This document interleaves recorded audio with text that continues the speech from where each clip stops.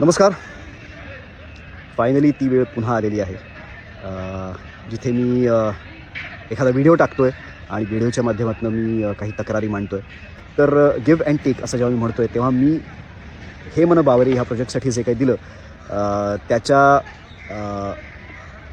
मोबदला म्हणून मला काय मिळालं तर मागची 5 वर्ष त्रास मिळाला. आणि फक्त मलाच असं नाही, मालिकेतल्या अनेक कलाकारांना, अनेक टेक्निशियन्सच्या घरी तर बरीच मोठी दुःखद घटनाही घडल्या, मोठी संकटं आली, पण पैसे काही आले नाहीत.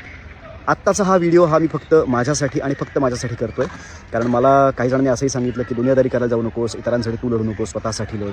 म्हटलं बरं ठीक आहे, मला ॲक्च्युली सगळ्यांसाठीच लढायला आवडेल. पण मी जी काल पोस्ट टाकली होती की ह्या माणसाने जर पैसे दिले नाहीत तर मी व्हिडिओ सकट सगळं सांगणार आहे. तर मंदार देवस्थळी हे त्या माणसाचं नाव आहे.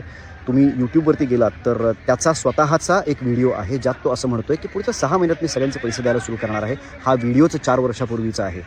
एकंदरच या सगळ्या पैसे मिळाले नाहीत या घटनेला आता 5 वर्ष झाली.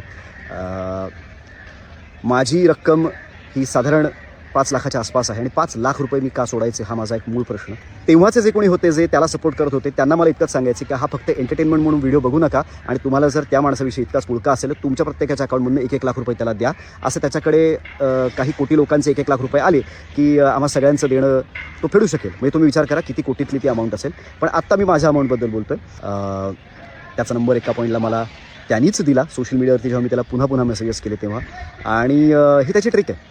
त्याला जे खूप ओळखतात ते हे सांगू शकतील. तो खांद्यावर हात ठेवतो, तो डार्लिंग म्हणतो आणि तो इमोशनल करतो आणि आम्ही सगळे इमोशनल फूल होतो. अनेक कलाकार ज्याच्यात त्यांचं क्लिअर म्हणणं आहे की वाहिनीकडून त्याला जे काही देणं होतं ते सगळे पैसे आम्ही दिलेले आहेत. मग वाहिनीने त्याला दिले पैसे, त्याच्यानंतर त्यांनी त्या पैशाचं केलं काय याचं तो उत्तर आज तागायत देऊ शकलेला नाही आहे, देत नाही येतो. तो वेगवेगळ्या पद्धतीने इमोशनल करतो. कधी आत्महत्येची भीती घालतो, कधी बायको मुलगा यांची भीती घालतो. मला त्याला इतकंच सांगायचं आहे की ज्यांचे तू आत्तापर्यंत पैसे बुडवलेले आहेस त्यांच्याही मनात आत्महत्येचे विचार येऊ शकतात. त्यांनासुद्धा बायको, मुलगा, मुलगी, घरं, खर्च, EMI, रोजचं जगणं आहे. तेव्हा कृपा करून पैसे वेळेत दे.